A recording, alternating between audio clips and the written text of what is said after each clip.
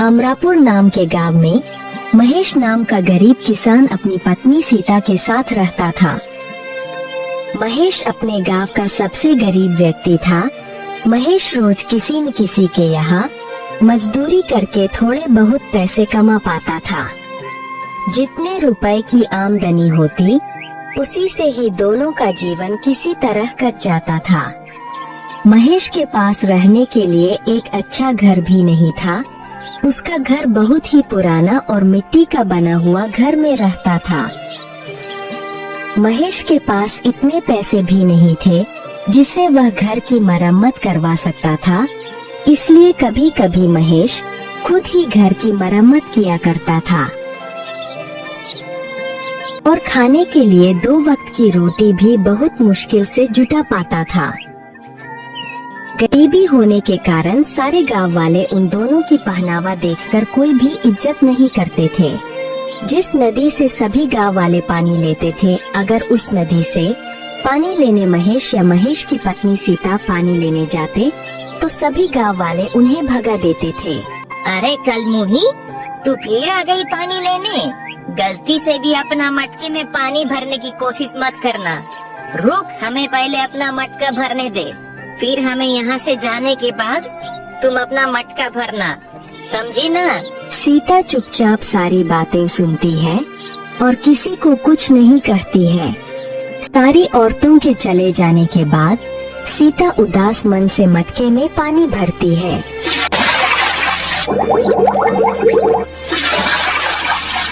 और घर जाकर अपने पति महेश से कहती है, हमारी क्या गलती है जो गांव वाले हमारे साथ ऐसा बर्ताव करते हैं? क्या गरीब होना गुनाह है? हमने तो कभी किसी का बुरा नहीं किया। अरे सीता, तुम चिंता क्यों करती हो? मैं हूँ ना। तुम देखना, एक दिन यही गांव वाले हमसे मिलने के लिए तरसेंगे। मजदूरी करके भी इतने पैसे नहीं कमा पाता जितने बाकी कमा लेते हैं, लेकिन तुम देखना, एक न एक दिन हमारा भी लोग सम्मान जरूर करेंगे। महेश मेहनती होने के साथ साथ दिल का भी बहुत अच्छा इंसान था। वह कभी किसी के साथ बेईमानी नहीं करता था। यही उसकी सबसे बड़ी खूबी थी। बारिश का मौसम होने के कारण एक रात आंधी के साथ साथ बहुत जोरों की बारिश होने लगी। महेश का घर कच्चा होने के कारण महेश को बहुत डर लगने लगा कि तूफान के साथ घर की छत उड़ ना जाए। सीता, बाहर बहुत जोरों की तूफान के साथ साथ बारिश हो रही है। मुझे लगता है हमारे घर की छत ज्यादा देर तक नहीं टिक पाएगी। जी, मैं बोल रही थी, हमारे पास जो भी जरूरी सामान है ना, उसे हम एक बोरे में भरकर आपके भैया रामलाल के यहाँ दे आते। हाँ, तुम सही बोल रही हो। चलो जल्दी जल्दी हमारी जरूरत के सामान को एक बोरे में भर देते हैं, फिर भैया के यहाँ चलेंगे। महेश और उसकी पत्नी कुछ जरूरी सामान को एक बोरे में भरकर कुछ दूर अपने भाई के घर जाने लगते हैं। महेश के भाई का घर पक्का मकान था। भैया, अरे ओ भैया, दरवाजा खोलो, कुछ काम है। क्या हुआ? इतनी बारिश में यहाँ क्यों आए हो? भाई, तुम्हें मेरे घर का हाल तो पता ही है। सारा सामान पानी में भीग न जाए, इसलिए मैं कुछ अपना जरूरी सामान तुम्हारे घर में रखना चाहता हूँ। क्या? तुम्हारा सामान मेरे घर पर? नहीं नहीं नहीं नहीं नहीं, मेरी पत्नी मुझे बहुत डांटेगी। तुम जाओ, अपने घर में ही रहो। महेश का भाई गुस्से में अपने घर के अंदर चला गया। महेश और सीता दोनों दुखी होकर अपने घर लौट जाते हैं। दोनों पूरी रात अपनी सामान की रखवाली के लिए रात भर नहीं सोते हैं। सुबह हुई, अब तक बारिश बंद हो चुकी थी। अब ऐसी बरसात के मौसम में महेश को एक भी काम नहीं मिल पा रहा था। कुछ महीने इसी तरह गुजर गए।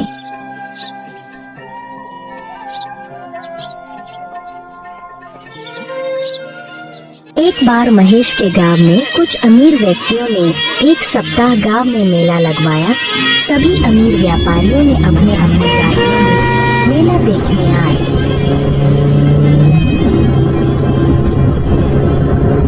तभी एक व्यापारी अपनी गाड़ी से गांव में आ जाता है।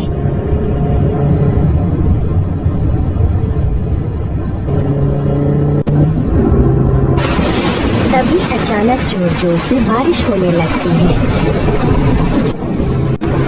रास्ता गीला होने के कारण उस व्यापारी की गाड़ी कीचड़ में फंस जाती है। उसने उस गाड़ी को निकालने की बहुत कोशिश की, पर वह बहुत कोशिश करने के बाद भी व्यापारी की गाड़ी कीचड़ से नहीं निकल रही थी। साथ ही साथ बारिश भी बहुत तेज हो रही थी। अरे धत तेरी की, अभी ही मेरी गाड़ी को फंसना था क्या? ऊपर से इतनी जोरों की बारिश हो रही है। तभी वहाँ से कुछ गांव वाले गुजर रहे थे। व्यापारी ने उनसे मदद मांगी। अरे भाइयों भाइयों, सुनो सुनो सुनो, मेरी गाड़ी कीचड़ में फंस गई है। क्या आप मेरी गाड़ी को निकालने में मदद करोगे प्लीज? नहीं नहीं नहीं नहीं नहीं, बारिश बहुत तेज हो रही है। इतनी बारिश में हम क्या मदद करेंगे भाई? नहीं नहीं नहीं, हमसे तो नहीं होगा। तुम किसी और को देख लो, हम लोग चलते हैं। ऐसा कहकर वे दोनों वहाँ से चले जाते हैं। लगातार बारिश हो रही थी। व्यापारी सभी को आवाज लगाकर बुला रहा था। भाइयों मेरी मदद करो, मेरी मदद करो। अरे भाई, कोई है क्या आसपास? मेरी गाड़ी कीचड़ में फंस गई है, इसे निकालने में मेरी मदद करो। भाइयों मेरी मदद करो। लेकिन सभी गांव वाले उसकी मदद करने से इनकार कर रहे थे। तभी महेश सभी जगह से काम की तलाश कर निराश होकर उसी रास्ते से घर लौट रहा था। तभी उसने देखा कि एक व्यापारी की गाड़ी कीचड़ में फंसी हुई है और व्यापारी मदद के लिए लोगों को आवाज लगा रहा है। उसे देखकर महेश गाड़ी के पास आया। साहब, क्या मैं आपकी गाड़ी निकालने में कुछ मदद कर सकता हूँ क्या? हाँ हाँ बिल्कुल भाई, बिल्कुल बिल्कुल। मैं तो तभी से लोगों को मदद के लिए आवाज दे रहा हूँ, कोई मदद करने को तैयार ही नहीं है। ऊपर से ये भारी बारिश ने दिमाग खराब कर रखा है। अच्छा, मैं गाड़ी के अंदर बैठकर गाड़ी को आगे बढ़ाने का प्रयास करता हूँ, तुम गाड़ी को पीछे से धक्का देने की कोशिश करो। साहब, इसके पहिए कीचड़ में अंदर तक धंस गए हैं। मैं पीछे से धक्का देता हूँ, आप गाड़ी को निकालने की कोशिश करें। थोड़ी मशक्कत के बाद गाड़ी कीचड़ से बाहर निकल गई। गाड़ी थोड़ी आगे तक गई। महेश गाड़ी को देख रहा था। तभी अचानक से गाड़ी रुक जाती है और गाड़ी से व्यापारी उतरकर महेश के पास जाता है। हेलो भाई, तुम कौन हो? मेरा नाम हरिदास है, मैं शहर में व्यापार करता हूँ। महेश उस व्यापारी को देखकर घबरा जाता है। जी, मेरा नाम महेश है।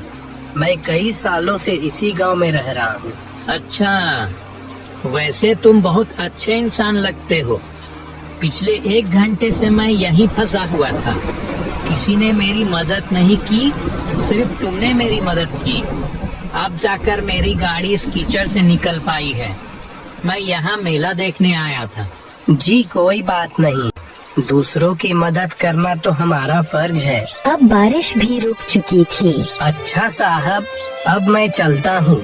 रुको महेश, मुझे अपने घर नहीं ले जाओगे क्या? नहीं साहब, मुझ जैसे गरीब के घर जाकर आप क्या करोगे?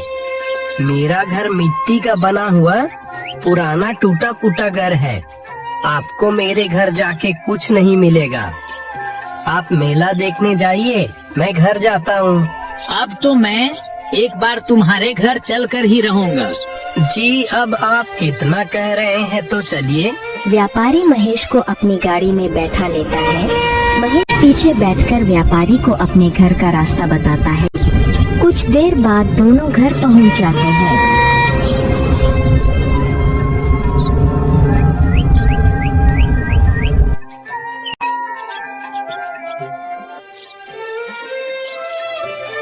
सीता, अरे ओ सीता, हमारे घर साहब आए हैं। उनका स्वागत नहीं करोगी क्या? जाओ, कुछ खाने को लेकर आओ। व्यापारी महेश का घर देखकर बहुत उदास हो गया। तुम क्या काम करते हो? साहब, क्या बताऊं, मैं तो कब से काम की तलाश में हूँ।